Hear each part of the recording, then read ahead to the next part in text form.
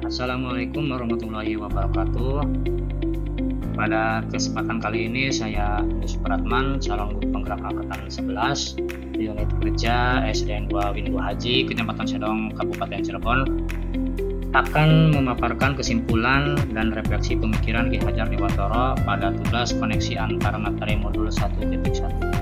Saya akan merefleksikan diri saya melalui 3 pertanyaan berikut, yaitu yang pertama, apa yang saya percaya tentang murid dan pembelajaran di kelas sebelum saya mempelajari modul 1.1? Yang kedua, apa yang berubah dari pemikiran atau perilaku saya setelah mempelajari modul ini? Dan yang ketiga, apa yang dapat segera saya terapkan lebih baik agar kelas saya mencerminkan pemikiran Ki Hajar Dewantara? Saya percaya tentang murid dan pembelajaran di kelas sebelum saya mempelajari modul 1.1. Satu, bahwa guru mendominasi pembelajaran atau teacher center. Dalam pembelajaran, saya terlalu banyak ceramah dan siswa hanya diam mendengarkan. Yang kedua, guru kurang memahami karakteristik anak. Saya cenderung menyamaratakan kemampuan anak dengan melakukan pembelajaran yang sesuai dengan zona nyaman saya tanpa memperhatikan perbedaan anak.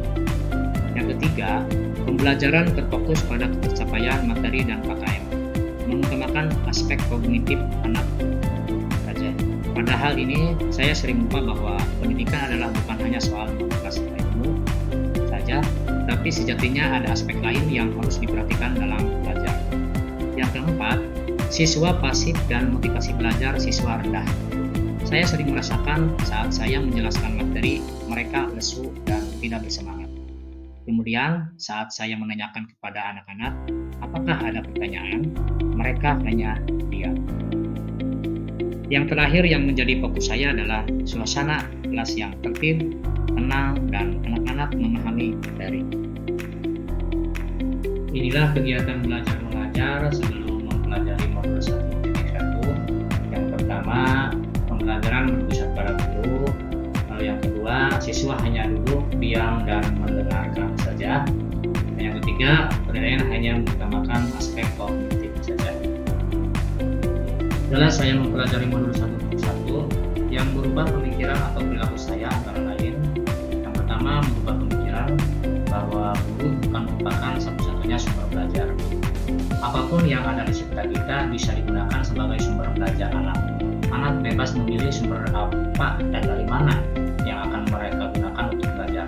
Tugas guru adalah menuntun, mengarahkan mana yang baik dan yang tidak baik.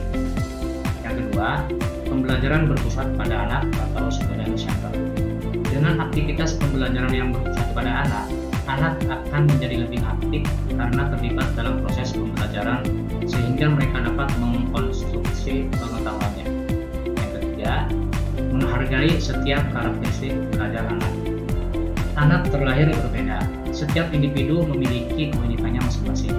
Saya sadar, dengan adanya perbedaan ini akan menjadikan pembelajaran lebih berwarna.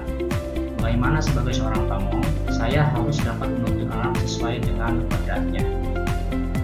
Selain itu, setelah mempelajari modul 1.1 ini, saya dapat juga merubah perilaku saya antara lain. Yang pertama, seorang guru dapat mengemas pembelajaran secara menarik agar termotivasi belajar siswa meningkat. Yang kedua, dalam pembelajaran seharusnya seorang guru dapat memerdekakan siswa. Salah satu contohnya adalah memberikan kebebasan kepada anak untuk menyelesaikan setiap tugas sesuai dengan minat, bakat, dan kreativitasnya masing-masing. Sebagai seorang pendidik, seharusnya lebih cermat melihat bakat anak melalui observasi, wawancara, dan juga pendekatan personal agar kita lebih dekat dengan anak.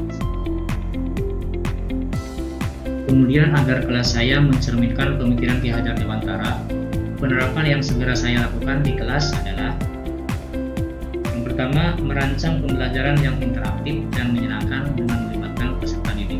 Yang kedua, menerapkan pembelajaran berbasis kearifan lokal dan budaya setempat. Hal ini penting untuk kita terapkan pada anak-anak saat ini, mengingat perkembangan iptek banyak sekali anak-anak yang hilang nilai-nilai budayanya.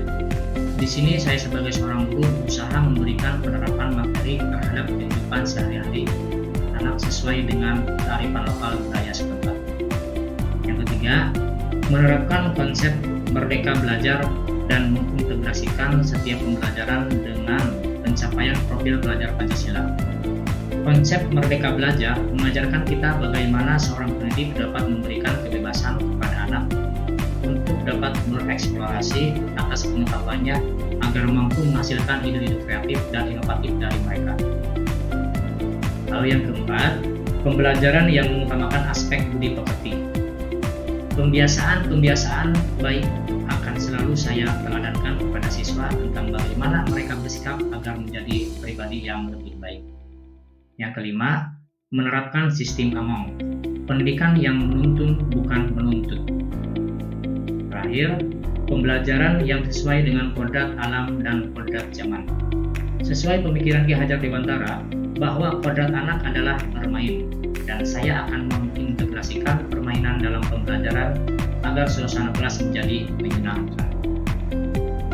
Kesimpulan yang dapat saya sampaikan yaitu dasar-dasar pemikiran dari Ki Hajar Dewantara harus segera kita terapkan dalam proses pembelajaran di kelas ataupun di sekolah. Di antaranya, pendidikan adalah menuntun anak sesuai dengan minat dan bakatnya. Pendidikan bukan hanya ilmu akademik saja, namun perlu penanaman budi pekerti yang baik. Kemudian, pendidikan sejatinya adalah berhamba pada anak. Demikianlah pemaparan saya tentang koneksi antar materi pemikiran filosofi Ki Hajar Dewantara. Mohon maaf apabila ada kesalahan kata dalam penyampaian. Wassalamualaikum warahmatullahi wabarakatuh.